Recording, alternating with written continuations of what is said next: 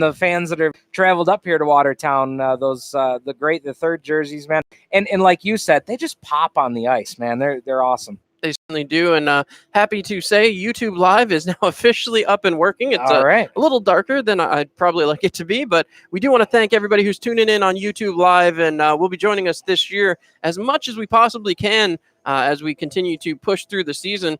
Of course, we'll always be thankful to our amazing sponsors. We'll get to you guys in a little bit, and hello and welcome in, Lawrence. Appreciate you guys tuning in here, but before we get anywhere further, we're going to head down, have our brief Coach's Corner, which tonight features owner Robbie Nichols. We'll be right back. You're listening to the pregame show here on Mixler.com.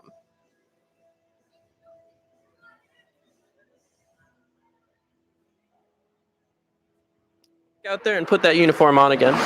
It feels great. Also 2 periods of play in the books down. All right.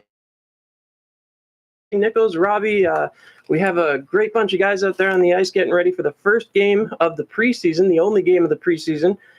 You've been through it as a coach, player, owner now.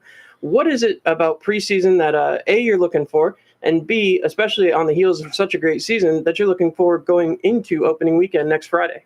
Well, we're all so excited. We're getting ready for our home opener Friday the 25th and Saturday the 26th, and the team looks great.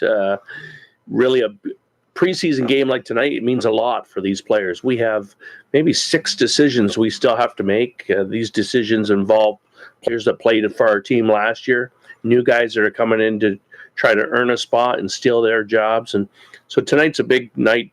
Coach Clark and I will be up in the stands watching from up here and be able to see who does what, and we have some tough decisions to make. You talk about Coach Clark. Obviously, he's getting one of his 3-game suspension out of the way. So that means you'll be back behind the bench for games 1 and 2 of the season. You've obviously thrown your hat in the coaching ring before, and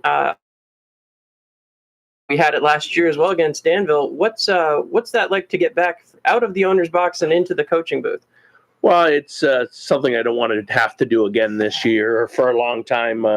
Coach Clark, we got a little bit of trouble in the playoffs last year, so he'll be suspended for the first 2 regular season games. And I'll just pitch in and help out and try to get wins. But I can't on Friday, October 25th. And last year, we walked up day of the game 1,000. So get your tickets early. Monday, the box office will open at 9 a.m. They want to call Troy and get their tickets as soon as they can. Of course, that's a big matchup as well. The only time the defending champion Carolina Thunderbirds are coming into town. Obviously, a bit of rivalry there with the Thunderbirds. How much does that impact, obviously, the preparation for the game and getting going for the 2019-2020 season? Well, I think, it's a normal game for us, but we owe them something. They came in and we lost to them in the championship last year. We fell a little bit short in our first season, and we have to send them a message right off the hop. We want to come out and play strong and take the body and play enforcer hockey like we do, and it should be an exciting game. We have an exciting pregame show planned, so we want to make sure all our great fans. Never disappointed there. Can you give the fans any hints on what's coming up for the opener and throughout the year?